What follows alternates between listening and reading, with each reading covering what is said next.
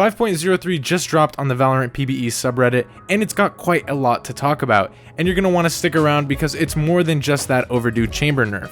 We're talking neon buffs. Let's get right into it. Addressing the elephant in the room, Riot, in short, has this to say. As players have mastered Chamber, it's becoming more obvious that his strengths were greatly overshadowing his weaknesses, so every corner of his kit has been reworked to allow productive counterplay for his foes, while keeping his unique playstyle intact. Now let's discuss what the changes mean in the long term and what you can expect to see when patch 5.03 drops this coming Tuesday. Chamber's rendezvous, whether he uses them or recalls them, now has a strict 30-second cooldown attached. This greatly reduces the amount of times he can use his signature ability per round, so what could have been 6 teleports is now a maximum of 4. Obviously that's an extreme example, but it's to showcase 33 less potential uses. Enemies of Chamber will now properly get rewarded for destroying his teleport anchors, now that the cooldown is set to 45 seconds. This matches a similar gameplay pattern to shooting a Killjoy bot or Cypher's spy cam. Chamber now has to be a little more creative when placing down his teleport anchors, as the radius size was decreased from 21 meters to just 15. This essentially means the golden circle around his anchor was reduced by 28%. Chamber will have to be a lot closer to his utility for them to even work, meaning less aggression and more tactical thinking, since you have to be within 7.5 meters of it for functionality. Those unfortunate enough to hit a Chamber trip would seemingly get stuck in the slow forever, so that has been nerfed quite a bit, going down from 9.5 seconds to just 6.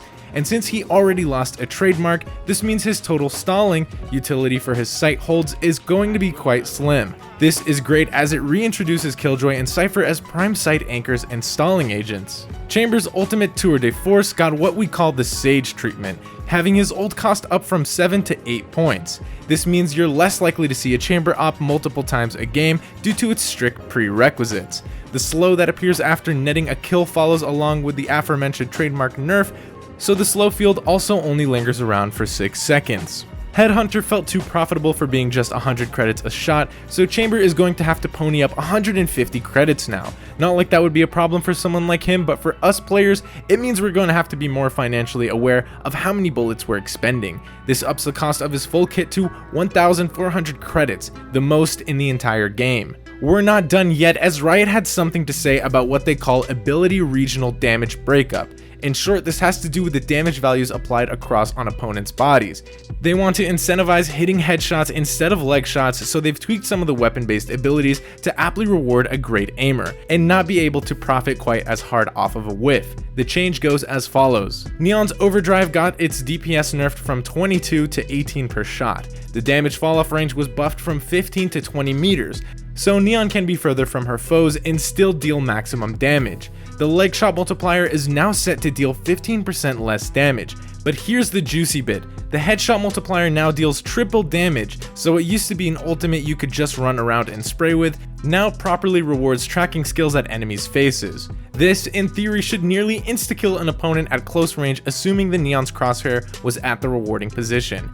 In our opinion, this is the push Neon needed to boost her skill ceiling and attract a whole new wave of mains looking to master her. On top of the previous nerfs Chamber received, you can no longer leg shot enemies with his tour de force. The leg shot multiplier was rolled back to 0.85 or 127 damage respectively. To wrap this video up, we have some sorry news for Jet mains out there. The leg shot multiplier for Bladestorm followed suit with Chamber's ult, going down by 15%. This means all 3 of the knives Jet throws have to be body shots, or else she's going to have to waste another one finishing her opponent off.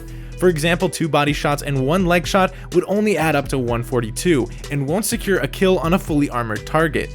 Not a huge nerf by any means, but it's enough to be worth talking about. That's going to wrap up our patch note breakdown video, so TLDR, huge Chamber nerf, nice Neon buff, and minor Jet nerf. If you like videos like these, you'll like our breakdown of the aggressive defense tactics that Paper Rex uses on Ascent in the VCT Masters tournament.